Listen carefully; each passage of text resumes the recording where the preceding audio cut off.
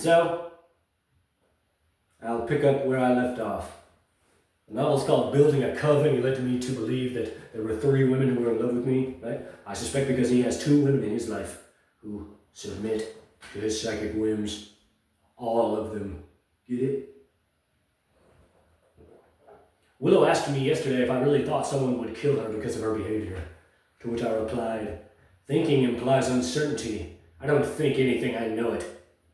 Here in Stanton, Tennessee, I have stopped for a rest on a bench plastered with corporate sponsorships along the backs of Fort Ave, or top, outside of Sugar's Diner. I intended to rest my feet for a time, and had the unexpected good fortune of being seated next to a live plug.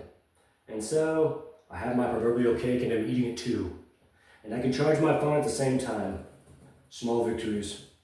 While walking along Highway 70 East, 79 North, I was struck by the serenity, pure silence, the testaments to creation's divinity, all laid threadbare before my eyes along that wild desolation. The works of man, asphalt, power lines, irrigation combines, corrupting the landscape as they see fit. Blue sky, bright sun, this brave o'erhanging firmament.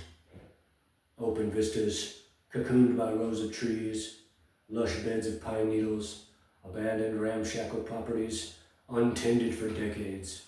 Entryways to antebellum plantations, dump trucks, cotton trucks, livestock, the crowing cock at peculiar times, dogs barking at the only pedestrian they have ever witnessed. Open doorways to simple country homes with babies crying through the closed screen door. I could, and often do, get upset at mention of children. Here in Stanton, simple working class people take their lunch. Most appear to be hunting, clad in the typical green and browns of those who wish to blend in with their surroundings so as not to startle their intended game. Honest, easygoing people, I would imagine. God-fearing, if out of ignorance. I have a palpable jealousy for those with such adamant blind faith. I had to be dragged, kicking and screaming, out of petulant agnosticism into the light of truth. But these people need no formulas. They see the complexity of the world and need not reduce or amplify any further beyond the Almighty. It is a simple beauty and truth that I do appreciate, but now can never know. All the while, my family encourages me through this exhausting emergency frequency. They tell me how proud of me they are, how good it is, and how they're all with me. I value this space we forged together. My concerns can never evaporate until I see that it is real, that it is as real as I know it to be in my heart and soul. Lisa seems genuinely excited to see me, says that she'll see me comfortable and that whatever trip Willow is on, she really does need me more than she ever needed anyone. And I'm moved by such loving kindness, kind notions. I've always thought my journey would be a lonely one, but now, these daughters. I was halted in, or rather out of, my rhapsody by a very kind older gentleman named Randy, trucker turned mechanic, a local who inquired as to my state. And after a moment of discourse, he offered me a ride to Brownsville. He lives nearby. Now, in the Elmer Ross Public Library, it is 3 minutes to perfection. And I appreciate having saved these hours, as well as metabolic resources. We talked about our lives. I told him everything I could. And he shared with me as well that his second wife, a teacher, wanted him off the road, and that now he was waiting to hear, perfect minute, back regarding the results of his hair follicle drug test. We both discussed our appreciation of marijuana. He says once he retires, he'll buy a pound and smoke all day. Gray hair and beard, maybe 5'10", 5'9", stocky, broad-shouldered, southern good old boy turned pawpaw. I told him I too enjoy a hit as often as I can, as he dropped me off near the town square with Center and Courthouse. My Mississippi hometown is, as my Alabama hometown is similarly structured. He warned me of the hoodlums, saying there is much gang activity, before giving me $60. I asked him if he was sure. He nodded in affirmation. I took his hand and told him God bless you, to which he replied with no irony. He does every day. We exchanged names.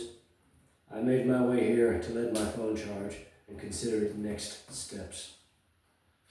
I had a fool's errand and a shred of hope that the money would be enough for a bus ticket.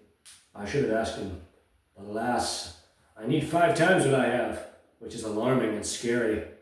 I am assured I'll make it, not to worry, and though I try, I worry. I'm afraid. Everything is so expensive.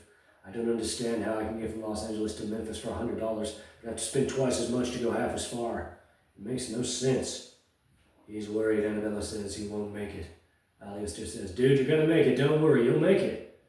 I know this money has put the fear in me, but I know all I can do is stay the course.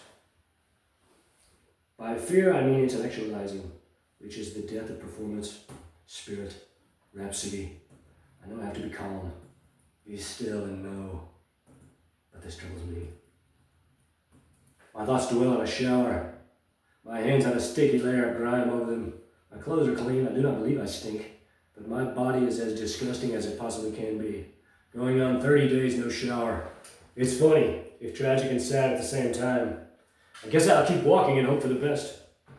I know that I have nothing else to live for, and so I persevere in fear and uncertainty, if constantly drowned in love. Love, I mean. I'm told not to worry as I obsess over this timetable. I have no one to call for help. I have only, they don't want me to say it, isolation, depression. They are all so comfortable. They all see the pain of it all, but they only understand it emotionally. I am living it, and it terrifies me. The thought of coming so far and dying alone on some desolate stretch of Americana. It won't happen, I'm told. Alistair tells me that I'm going to make it. I've never been more unsure of myself, of everything, the world, all of it. Where do I belong? Where am I going? Perhaps I'll make it. All I can do is continue. And I know I am motivated towards the right direction, even if I cry all the way. I'm pissed off at Hazel, though. I am encouraged by all not to be too hard on her. And everyone else, okay, sure. They see me suffer to see the novel, I guess.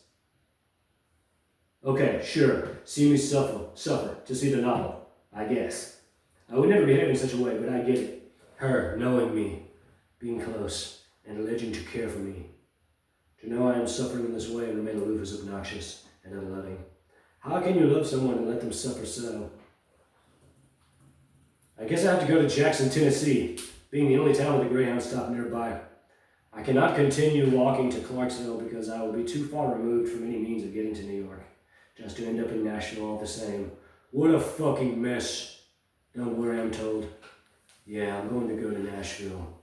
If I go north, I'll be too far removed, too far from anything, and Alistair agrees. I have to go east, then I can catch the bus from there. Who cares about flights? I'll look.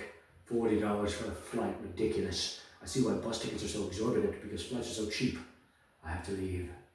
The time is out of joint. The library itself is small and unremarkable. Light brown plywood stacks with a collection of good and bad literature alike. Similarly colored tables and chairs adorn the floor, a single story, haphazardly. There is nothing else for me here. I have to keep walking.